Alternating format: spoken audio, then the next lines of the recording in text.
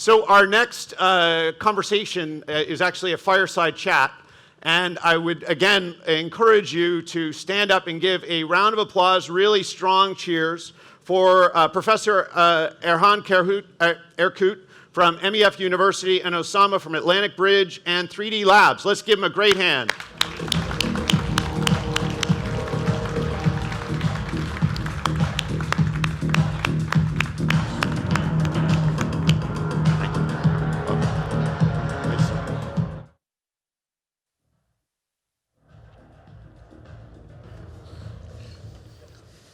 Hello, hello, are we on? Are we on? It's not Osama, it's Osman, okay? Yes, exactly. And it's not... But it's okay, I'll forgive my American friends. Yeah. It's not Sal shit, it's Sal shit. Yeah? Okay, I'm very thankful to Burak that I was able to get to know Osman due to this event. I feel embarrassed that I have not read about him earlier. He has this wonderful background. He grew up in Ankara, went to TED. Then he was raised in a family of limited means, shall we say. Yeah. Didn't really get an entrepreneurship education. The family did not promote entrepreneurship. The Turkish culture, we're roughly the same age. He's a bit younger. The Turkish culture didn't promote entrepreneurship back then. He was actually looking for a secure job upon his return from Birmingham, studying computer science and electronics engineering. Exactly. And then what happened? How did you become an entrepreneur, Osman? Well, it's actually more complicated than that. I was not only not induced for entrepreneurship, I was induced for anti-entrepreneurship, because my father actually was a small entrepreneur, but he used to go bankrupt all the time. So I said, to paraphrase you, I don't want this shit. So I will have a normal day job. And so I started from those modest beginnings, but my life always covered these two streams. I was a musician, and some parts of the family wanted me to be the Chopin, and I really wanted to be Cat Stevens. And the other part said that I should do something sensible. So I left Turkey in '76 when my university was actually closed. That's Istanbul Technical University was University, not operational back then. And so I went to study music in England, in Royal Academy, but I was very bad. And my parents said, we will really let you stay in England if you do something proper. And for a Turkish family, that usually means either being a doctor or engineering, so I became a computer scientist. Inspired actually with a B-rated AI movie, and I said, this AI stuff is great. So my heroes were Terry Winograd, Marvin Minsky, and what have you. I said, the AI is going to be great. The year is 1977. Well, Osman says he was not good at music, but he actually did perform to 4,000 people at 2008 Edinburgh Festival. So he's actually pretty good. I think what you did was quite fascinating. You actually did not forget about your first passion, and you combined computer science with music. I did. So this particular course was the first of its kind in England, at least. So I did combine computer science and electronics. And last final year, we could do anything we wanted. So I said, I will build myself a music machine, because my sight reading, solfege, wasn't good. So I said, I'll close the loop. So I built a real-time music transcription machine. But here is the serendipity. The serendipity will come a lot in my story. So to build this machine, we had to create bitmap graphics. In 1978, bitmap graphics didn't exist. So me and a fellow inventor of mine, accidentally, we invented some of the foundations of computer graphics. But when you are young, you don't realize it. You're just solving a problem. And we only realized it 2 years later. And then Shall I keep going? Yeah, well, I mean, I'm looking at your past, and yeah. you created Benchmark with Yavuz. That's right. So actually, when I left Turkey, I had two vows to myself. I will never be an entrepreneur, and I will never have anything to do with Turks ever again. So what I do, 2 years afterwards, I do this startup with a Turkish engineer, great guy. You know, we've been business partners ever since. And there's a funny story there as well. He first said, if you do this for me, I'll give you £500. And when you finish it, I'll give you another £500. And so I produced the design, gave it to him. You're designing a circuit, right? Yeah, I was designing an audacious machine. And Osman, he said, to tell you the truth, I don't have the second £500. And let's start a company. So that is how I became an entrepreneur. And I'll stop when you want me to. So then we sold that company many years later. That's your first exit. Yeah, Benchmark Technologies for 12 million to DuPont. And we had no VCs. The concept of VC didn't exist those days in Britain. And so we were bootstrapped. And one of the entrepreneurial lessons you learn is that, so it was just me and Yavuz as the shareholders. So you get these millions. I just turned 30. And everything in life I ever wanted, excluding a house, added to £86,000. So you had 11 And I have million this left. check, which is, you know, orders of magnitude. Then you realize that you have to continue the journey. That particular yardstick means nothing. Yes, of course, you are comfortable. So I remained the DuPont VP.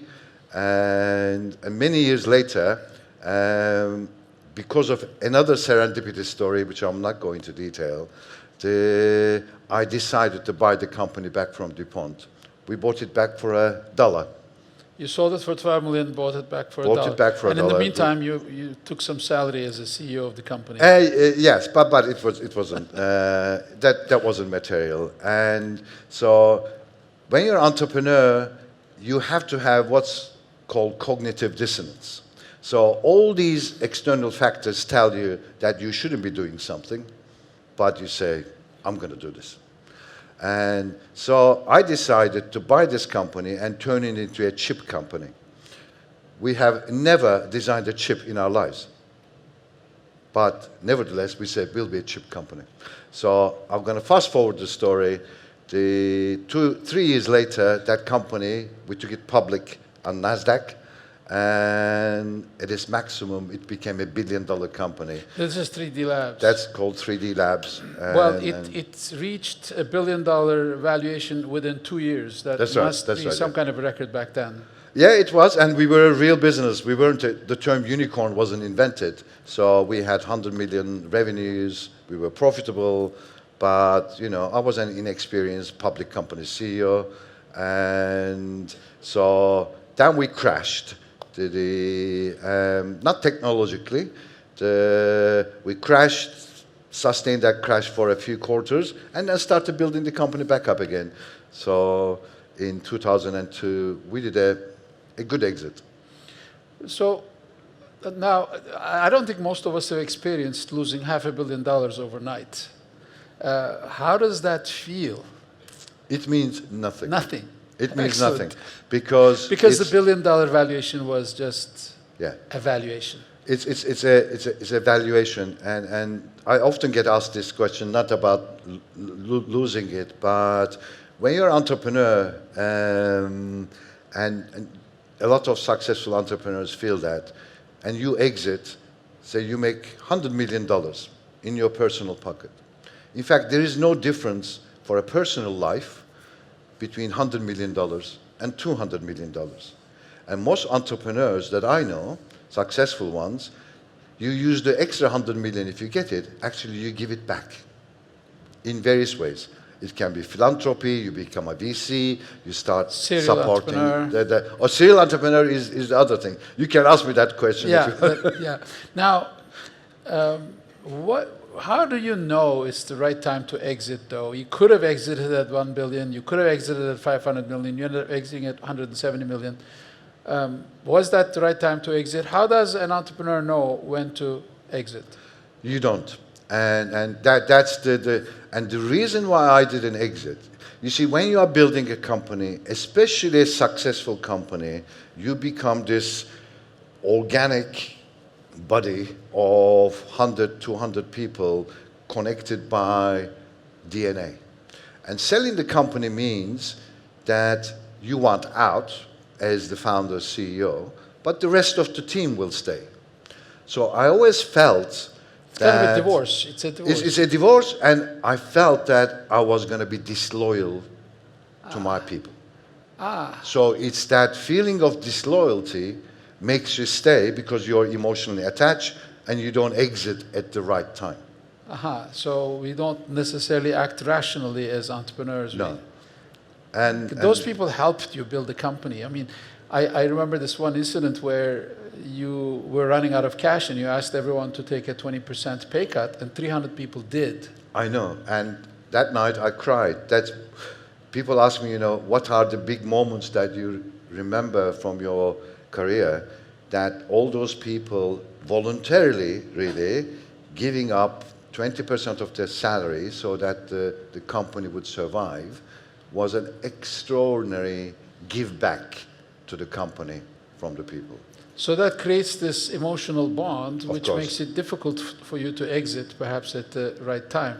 That's right. Yeah. So probably for a correct strategy, if you are really going up like that, if you are a founder CEO, pull yourself back to chairman position and bring a CEO that you can really trust, not a corporate CEO. Why not a corporate CEO? I know the answer, but I want you to share it with us. They play too much golf. What is wrong with hiring corporate types in startups? A lot of startups are given this advice. You guys don't know how to run a business. Why don't you hire a CEO from the corporate world and he'll do things right for you? Why is that not true? It's because in a startup, whether you are going up or down doesn't matter. If you are going up, everything is changing so rapidly that you have to take decisions very quickly, and there is really nothing to guide you, nothing procedural to actually help you take that decision. Whereas a corporate environment relies on processes And rather metrics, than initiative. Well-established metrics. That's right. That you have a machine, you just keep turning, and the answers come out. Startups don't work like that. Well, when you exited startup at the 3D Labs, you went back to your first love, music. That's kind of old economy. You actually created a studio. Yes. How did that feel? And then you swung back into technology. Was that all by design, or do you just go with the flow? Or No, it do is. what you feel? I always position myself now as a failed musician, but so that music stuff never leaves you. So and someone throws you millions of dollars. I say, okay, mad entrepreneur. I'm gonna start a record label. I'm gonna have a studio, and I bought the studio from Roxy Music, Brian Ferry. So I still live there, and I'm gonna incubate artists. I incubated companies. Surely I can actually incubate artists. And how wrong can you be? The difference, yes, it is old economy. These days I look at what I've done as a music charity. I had a great rock and roll lifestyle, which is fine. But how stupid I was. My first artist was one of the waitresses in our local cafe. Right? So that's how we started. Actually, we were reasonably successful. We came here. She had a #1 here many years ago. We had a showcase at Esma Sultan. But it was really just a vanity trip. And I'll tell you the story how I exited.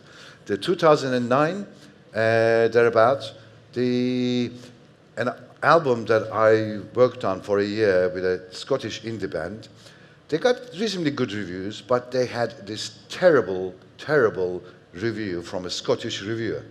And I never said this publicly before.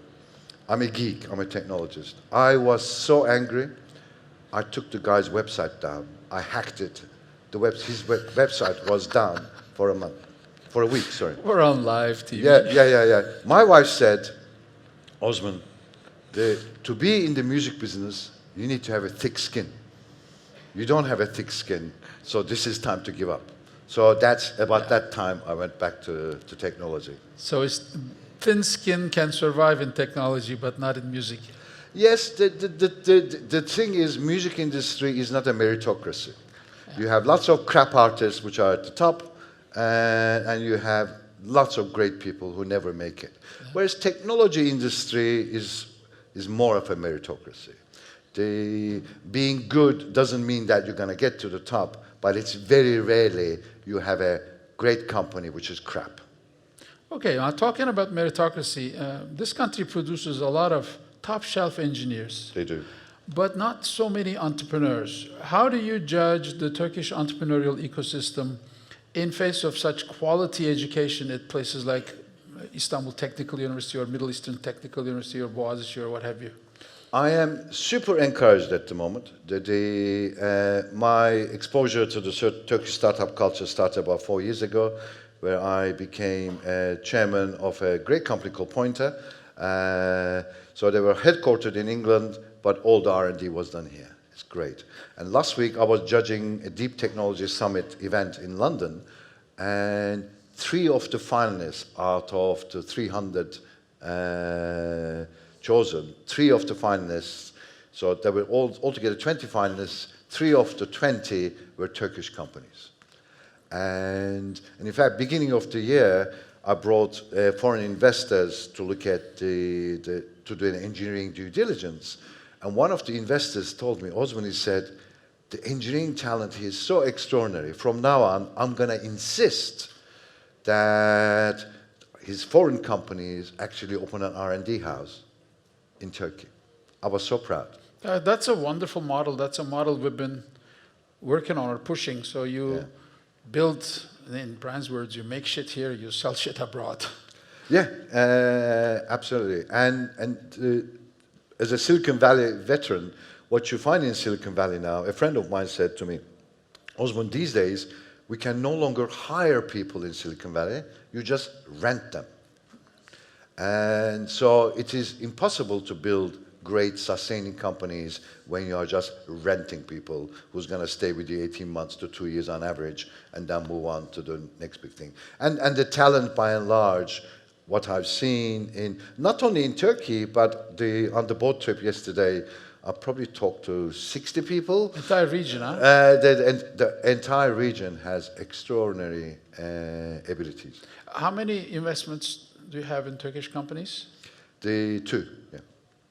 Okay. And so so the Turkish company, but the model I always advocate, because Western capital will always be reluctant to invest outside US, Europe, China, bit of India used to be and just Israel. US. Even Europe had a hard time breaking in. I know, but it still is, Silicon Valley friends will know, the most Sand Hill Road VCs will only invest if they can actually go to the board meeting with a bicycle. So their sphere of interest is only 3-4 square miles. But here the other thing that I loved is that there's a venture community building here too. 3 of the companies actually which were presenting in the Deep Tech Summit last week were invested in by ACT Ventures, which is a local venture company. Yeah. So that was a great positive sign too. You talk a lot about failures being almost a necessity. That's right, to encourage people to. Whereas in this part of the world, it's sort of looked down upon, it's shunned, and that's sort of one of the roadblocks in front of entrepreneurship. Can you encourage us to fail? You have to, because and the Silicon Valley VCs know this. Actually, it's a positive on your CV resume if you had a failed startup before. Yeah, it's because you learned. And it was Bill Gates who said, and it's beautifully put. It says, success makes a bad teacher. Yeah. So the inference from that is that you can only learn from your failures. And I'll tell you, the serial entrepreneur, this is my thesis, but a lot of my friends who are serial entrepreneurs, we all feel this way. Do you know why so many entrepreneurs are serial entrepreneurs? Because we feel our last success was a fake, was a fluke. So you try again It's a continuous to prove to yourself. reaffirmation cycle, and it's perishable, right? So you have the success, but you say, was that really real? Or did I just get lucky? Yeah, exactly. Yeah. Well, I think that's an excellent note to finish on. But maybe, perhaps, maybe, a last message for regional entrepreneurs or entrepreneurial candidates.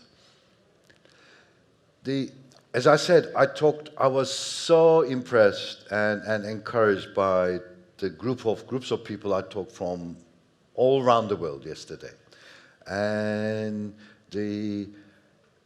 one thing I would like to add, and I looked at a few of the pitches.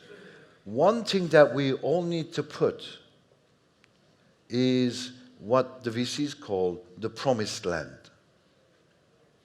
And the promised land is this extraordinary place where if everything goes well in your journey and you get funded hundreds of millions of dollars, that you can do this massive change in the world. But none of the pitches I saw so far, they have the promised land because people probably feel that it's too audacious. So my advice is put the promised land. You say, I'm going to change the world. Be bold. Be bold. And that's what at least the institutional VCs typically invest in. Yeah. Again, it's in this part of the world, we are sort of taught to be understated and not to be too bold. But that's right. Yeah. You're saying we should be bolder. Okay, thank you very much. Osman Kent, ladies and gentlemen. My pleasure. Thank you. Thank you, sir. Thank you. That was awesome. Thank you so much.